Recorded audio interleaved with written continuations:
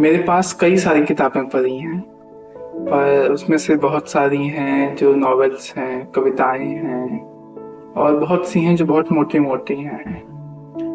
तो मैं किताबें रखा ज़्यादा हूँ, पढ़ा कम हूँ। तो ऐसे में बैठा था और मैं सोचा कि मैं क्यों नहीं पढ़ता हूँ। तो पहला रीजन जो आता है सबके दिमाग में कि इतनी बड़ी किताब है, खत्म कैसे होगी। तो फिर मेरा ध्यान गया इस एक छोटी सी किताब पे, और मैंने खुद से सोचा कि ये तो देखने में भले मोटी है, लेकिन ये ना उक्तियों के फॉर्म में है, कोट्स के फॉर्म में, छोटे छोटे कोट्स हैं। तो इनको तो मतलब मैं कभी भी कैसे भी पढ़ सकता हूँ, तो मैंने इसको क्यों नहीं पढ़ा। तो मैंने सोचा कि इसको पढ़ता हूँ, पहले यहीं से शुरुआत करता हूँ। तो इस किताब के कुछ कोट्स हैं, उक्तियां हैं, जिनको अभी मैं आपके सामने पढ़ूंगा। और कुछ मैंने पहले पढ़े हुए हैं और बहुत खूबसूरत हैं। तो किताब का नाम है बोध सूत्र, आचार्य प्रशांत द्वारा लिखी गई है। जैसे एक ये है कि तुम इनकार करो झूठ से, फिर सच उतरेगा। नहीं तो यह तो दुनिया भर का बहाना है कि साहब हम भी सच्चा जीवन जीना चाहते हैं, पर क्या करें, पाबंदियां बहुत हैं, मजबूरियां बहुत हैं। तुम्हारा मजबूरियों में काम चल रहा है, गुजारा चल रहा है, इसलिए मजबूरियां हैं। मजबूरियों का झूठ त्यागो, अपने आप एक नई दुनिया खुलेगी। इनका अर्थ मैं नहीं बताऊंगा क्योंकि बात एकदम स्पष्ट है, और आप खुद ही समझिए, क्योंकि बहुत सुंदर है, बहुत छोटे में, और इससे आसान भाषा में बात कही नहीं जा सकती। तो जब खुद रहती है ना बात, तो अलग असर करती है। अगला है, संसार नहीं किसी को हराने आता है, तुम्हारी आंतरिक दुर्बलताएं हराती हैं तुमको। जो सही है उससे जुड़े रहो, इसी संसार में राजा की तरह आनंद भोगोगे। सारे अनुभवों में आनंद की छाप रहेगी, सारे अनुभवों पर आनंद का प्रकाश होगा। इधर उधर से उम्मीद छोड़ो, नाता तोड़ो, जिधर सार्थकता है उधर को जाओ, सब मस्त होगा। सांस लेना छोड़ सकते हो तय करके, तो दोस्तियां कैसे तोड़ लेते हो तय करके। जो तय करके टूटी है दोस्ती, वो फिर तय करके हुई भी होगी, और तय करके जो होता है वो तो स्वार्थवश ही होता है। तो एकदम स्पष्ट बातें हैं, इनको क्या आप समझाया जाए। ईमानदारी से बोलना, जिन बातों को लेकर परेशान हो, तनावग्रस्त हो, रोते हो, वो बातें तुम्हारे जीवन में क्या तुम्हारे सहयोग और समर्थन के बिना बनी रह सकती हैं। एक छलांग मारी और दरिया के उस पार, अस्तित्व तुमसे ये अपेक्षा नहीं रखता।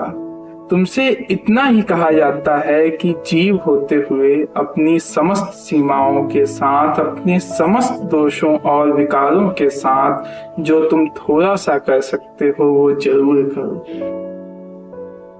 ये किताब भी ना मतलब देखने में भी काफी सुंदर है। देखिए बीच बीच में जो ब्लैक एंड व्हाइट में डायग्राम्स बने हुए हैं, कितने खूबसूरत हैं। आगे भी बहुत जगह अलग अलग तरह के बने, कहीं पेड़, कहीं पत्तियां, कहीं पहाड़, बहुत खूबसूरत है। तुम्हें बहुत दुख हो, उससे हटने का एक ही तरीका है, उचित कर्म में उतर जाओ। तुम्हारे सामने पहाड़ जैसी चुनौतियां, समस्याएं, दुख खड़े हों, तुम उचित कर्म करने में लग जाओ। भले ही वो उचित कर्म उस पहाड़ के सामने छोटा सा हो, पर वो छोटा सा उचित कर्म पहाड़ जैसे दुख पर भारी पड़ेगा।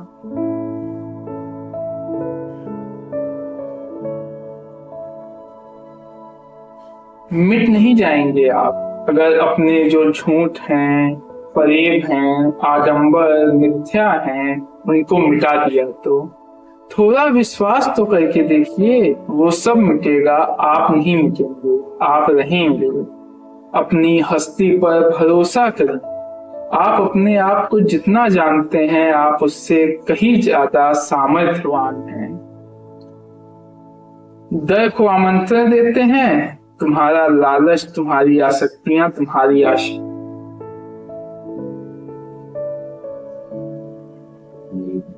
न राम की कुदरत तुम्हें पीटने पर उतारू है, तुम ही हो अपने दुश्मन। अपने से सबसे बड़ी दुश्मनी यही होती है कि अपने पर भरोसा और राम की अनदेखी।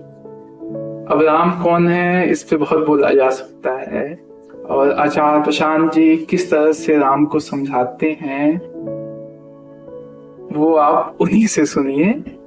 और संत कबीर के अर्थों में देखें तो 4 राम होते हैं। एक राम दशरथ का बेटा, एक घट घट में बैठा, एक राम का सकल पसारा, चौथा राम सबसे न्यारा। तो यहाँ जो राम की बात है वो चौथे राम की बात है। अब ये चौथा राम क्या है, कबीर साहब इसको किस तरह समझाते हैं, आचार्य प्रशांत जी किस तरह समझाते हैं, ये आपको तो ढूंढना पड़ेगा, खोजना पड़ेगा। एक तरह से चौथे राम की बात भी नहीं कही गई है। आप ये पहले तल के राम तो नहीं है, आप इसको दूसरे या तीसरे तल के राम भी ले सकते हैं, क्योंकि हम जिन राम की बात कर रहे हैं उनको एज अ कर्ता, मतलब हम बोल नहीं रहे करता है, लेकिन हमारे मन में छवि बैठी है वो एज अ कर्ता बैठी हुई है, तो वो भी दूसरे या तीसरे तल के राम हो सकते हैं।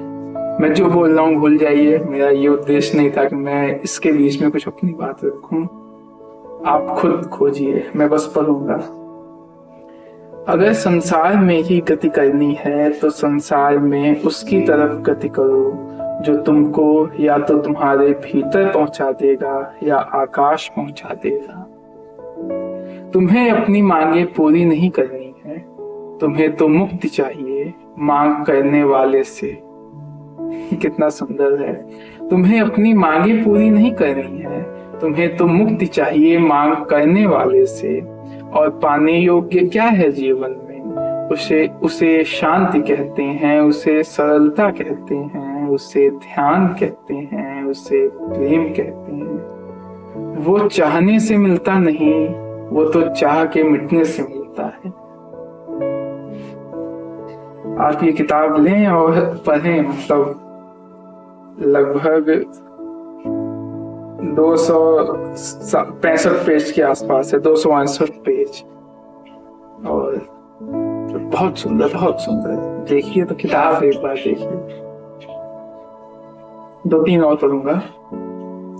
अपने आप को देखो, अपनी यथार्थता को देखो, अपने झूठों को देखो, अपने शकों को देखो, अपने भ्रमों को देखो, अपनी चोटों को देखो, दिन भर के अपने कारोबार को देखो। ये देखना ही सच्चाई है। सत्य वो जो तुम्हें तथ्य को देखने का सामर्थ्य देता है। जब तुम देख रहे होते हो तब तुम सत्य में होते हो। जो अभी भीतर से गुलाम है माया का, भ्रम का, आलस का, तमस का और शक का, वो अगर अपने आप को कहता है कि आजादी दे रहा है तो वो किसको आजादी दे रहा है? अपने भीतर के दानों को आजादी दे रहा है। सही को वजह की जरूरत नहीं पड़ती और गलत को कोई वजह जायज नहीं कर सकती। यहीं पे बात समाप्त होगी, क्योंकि इसके आगे कोई बात ही नहीं बचती है। सही को वजह की जरूरत नहीं पड़ती और गलत को कोई वजह जायज नहीं कर सकती।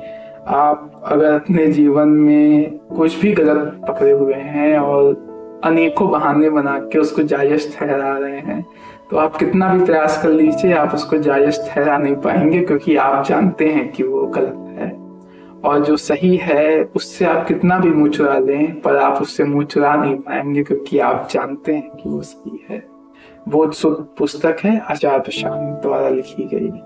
धन्यवाद।